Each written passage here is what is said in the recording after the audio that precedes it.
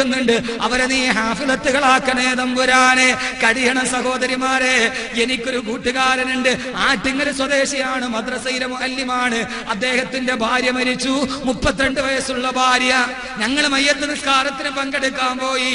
ആ പെണ്ണിന്റെ മയ്യത്ത് നിസ്കരിക്കാൻ കേരളത്തിലെ ഭൂരിഭാഗം ആലിമീങ്ങളും എത്തി. ഭൂരിഭാഗം ആലിമീങ്ങളെത്തി. നബിക്കറിയാമോ സഹോദരങ്ങളെ, ആ പെണ്ണ് ഒരു സാധാരണ പെണ്ണിന് കിട്ടിയ പ്രതിഫലം കണ്ടോ? ഒരാലിമിന്റെ ഭാര്യയായപ്പോ 100 കണക്കിന് ആലിമീങ്ങൾ മയ്യത്ത് നിസ്കരിക്കാനെത്തി. ഒന്നുമല്ലെങ്കിൽ ആയിരങ്ങൾ കൂടുന്നെടുത്തൊരു ദുആ കിട്ടില്ലേ? 11 വയസ്സുണ്ട്, പൊന്നുമോൻ ഹാഫിളാണ്. എല്ലാവരും ഉമ്മയെ കൊണ്ടുപോയി കബറടക്കി മണ്ണിട്ട് മൂടി. എല്ലാവരും ഞാനടക്കമുള്ളവര് തിരിച്ചു നടക്കുമ്പോ 11 വയസ്സുള്ള പൊന്നുമോൻ കബറിടത്തിൽ നിന്ന് പൊട്ടിക്കരയുകയാണ്. തൊപ്പിയുണ്ട്, അവന് വെള്ള ജുബ്ബയുണ്ട്, പൊട്ടിക്കരയുകയാണ്. ഉമ്മയുടെ കബറിടത്തിന്റെ മുന്നിൽ പൊട്ടിക്കരഞ്ഞിട്ട് എല്ലാവരും മാറി നിന്ന് വർത്തമാനം പറഞ്ഞു. മണ്ണിന്റെ അടിയിലെ ഉമ്മയെ മറന്നു. ആ സമയത്താണ് ഈ പൊന്നുമോൻ ഒതുവെടുത്ത് പള്ളിയിൽ കയറി, ഉമ്മാനെ കബറടക്ക പള്ളിക്കകത്ത് കയറി. എന്നിട്ട് ഖുർആൻ എടുത്തിട്ട് ഒച്ചത്തിലങ്ങ് ഓതാൻ തുടങ്ങി. ബിസ്മില്ലാഹിർ റഹ്മാനിർ റഹീം, അലിഫ് ലാം മീം ദാലികൽ കിതാബു ലാ റൈബ ഫീഹി ഹുദൽ ലിൽ മുത്തഖീൻ.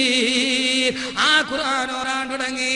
എല്ലാവരും വിചാരിച്ചു ഇവനെന്തേ മാനസിക നില തെറ്റിയോ. 25 മിനിറ്റ് കഴിഞ്ഞു.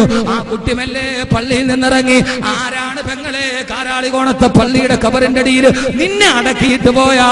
ഏത് മക്കളാണ് പള്ളിക്കകത്ത് കയറി ഖുർആൻ ഓടുന്നത്? ഏത് കാഴ്ചയാണ് നമ്മൾ ഇതുവരെ കണ്ടിട്ടുള്ളത്? സഹോദരങ്ങളെ, 11 വയസ്സുള്ള പൊന്നുമോന്, ആ പൊന്നുമോ നേരെ ഉമ്മാന്റെ കബറിന്റെ അടുക്കൽ വന്ന് കൈപൊക്കിയിട്ട് പൊട്ടിക്കരഞ്ഞിട്ട് അങ്ങോട്ട് ദുആ ചെയ്യാൻ തുടങ്ങി. കണ്ണുനീര് തടം തല്ലിയാ തൊടുകയാണ്. ആ സമയത്ത് ഞങ്ങളാണ് ഓടിച്ചെന്ന് പിടിച്ചത്. മോനെ, എന്ത് പറ്റിപ്പോയി? എന്ത് പറ്റിപ്പോയി മോനെ? എന്തേ നീ ഇങ്ങനെ കരയുന്നതെന്താ? ഞാനാണ് പറഞ്ഞത് മോനെ പോകട്ടെ, ഉമ്മയെ നാളെ നിനക്ക് സ്വർഗത്തിൽ കാണാമെന്ന്. ആ കുട്ടി പറഞ്ഞ വാക്ക് നിങ്ങൾക്കറിയോ? ആ കുട്ടി പറഞ്ഞു, ഉസ്താദേ, എന്റെ ഉമ്മ എനിക്ക് സ്വർഗത്തിൽ കാണാമെന്ന് എനിക്ക് ഉറപ്പാണ്. 11 വയസ്സേ ഉള്ളൂ. ഉസ്താദേ, നിങ്ങൾക്കറിയോ, 3 വർഷം മുമ്പ് നിങ്ങൾ ഇവിടെ വന്നിട്ട് വരുമ്പോ അന്ന് ഹാഫിളീങ്ങളുടെ പ്രതിഫലം പറയുമ്പോ എന്റെ ഉമ്മയാണ് കയ്യിൽ കിടന്ന സ്വർണ്ണമോതിരം മൂരി തന്നിട്ട് ആ മോതിരം നിന്നിട്ട് എന്റെ മകനെ ഹാഫിളാക്കണമെന്ന് ദുആ ചെയ്യാൻ പറഞ്ഞത്. അത് കേട്ടിട്ടാണ്, നിങ്ങളുടെ വയത് കേട്ടിട്ടാണ് എന്റെ ഉമ്മ എന്നെ ഹാഫിളാക്കാൻ വിട്ടത്. 3 ദിവസം മുമ്പ് ഞാൻ ഹാഫിളായി.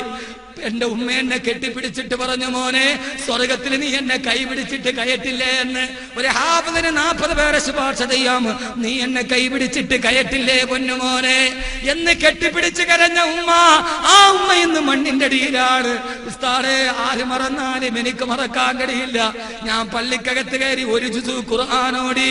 ആ ഖുർആൻ എന്റെ ഉമ്മാടെ കബറിൽ ഹദിയ ചെയ്യാൻ വേണ്ടി വന്നതാണെന്ന്. ആ ഖുർആൻ എന്റെ ഉമ്മാന്റെ കബറിന്റെ ചാരത്ത് ഞാൻ ഹദിയ ചെയ്യാൻ വന്നതാണെന്ന്.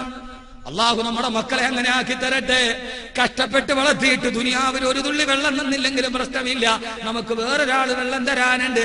പക്ഷെ ആരും വെള്ളം തരാനില്ലാത്തടത്ത് ഒരു തുള്ളി വെള്ളം കുടിപ്പിക്കുന്ന പൊന്നുമക്കളാക്കി അള്ളാഹുവേ ഞങ്ങളുടെ മക്കളെ നീ ആക്കണേ തമ്പുരാനെ, ആക്കണേ തമ്പുരാൻ.